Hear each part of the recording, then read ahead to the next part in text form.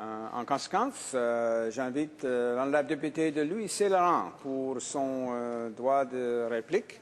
L'honorable député aura 5 minutes. Merci beaucoup, Monsieur le Président. Merci.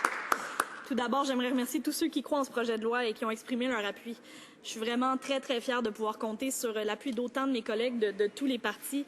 Puis je tenais à réitérer, tout particulièrement maintenant à mes collègues du parti au pouvoir, notre ouverture à discuter puis à coopérer par rapport aux amendements qu'ils voudraient amener en comité. Parce qu'on pense que c'est vraiment très important que ce projet de loi-là passe. Puis c'est sûr qu'on est ouvert à coopérer avec eux sur les technicalités qu'ils voudraient peut-être améliorer. Language is a fundamental part of identity. Our language is the structure upon which our thoughts are built. Language is an essence of the self. It is intimate because it lies hidden in all corners of the conscious mind. In a way, we are the language that we speak. It has programmed us. We spend our lives trying to defeat its mastery over us. I love language. It is a field that I studied, and one day I will go back to it. Language has political consequences. Our understanding of nationhood is mostly based on linguistic differences.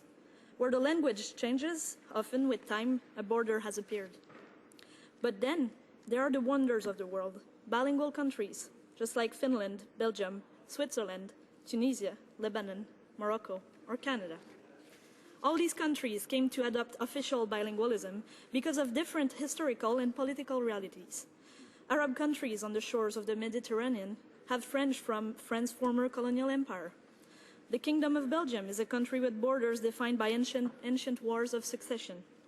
Switzerland is a patchwork of little and gorgeous cantons that each enjoy a great amount of political independence.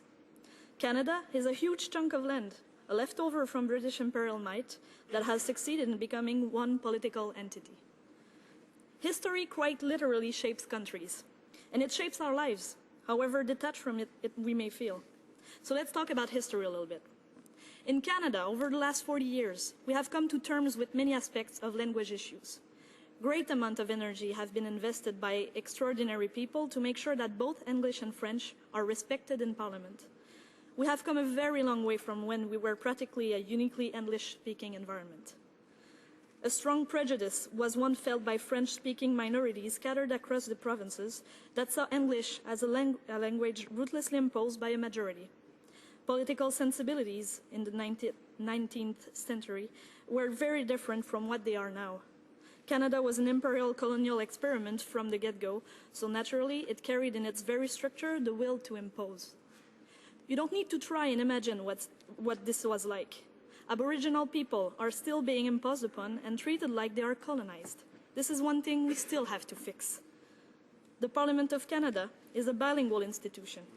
I am often amazed at the quality of the work done by the translators, who make sure that every single line of legislation, every last sentence jotted down is made available in both languages. The task is huge, and it is carried effortlessly, like it was nothing more demanding than a stroll through a park. But translation takes time, a lot of time. Parliamentary translators actually work around the clock to make sure everything is translated. I am lucky. Even though I still have an accent, I am bilingual. When I sit here in a house, I don't have to listen to translations. I listen to each person directly. I read papers as they come to me in whichever official language. Officers of Parliament need to access all kinds of information quickly, and that means without delay. Their job is very important as they make sure that Parliament does its job properly. They are the eyes of Canadians in the core of the institutions. They make sure everybody is accountable. They are the safeguard of the system. As such, they need to understand exactly what is going on. We cannot possibly tolerate an officer who needs to deal with French-speaking Canadians through a translator. I would like to remember the members and the public at home that my bill is only consecrating in the law something that is already an established habit. Officers of Parliament need to be bilingual. Institutional bilingualism is something that Canada cannot go back on. The only way is forward, and this bill is a decided step in the right direction. Thank you, Mr. Speaker.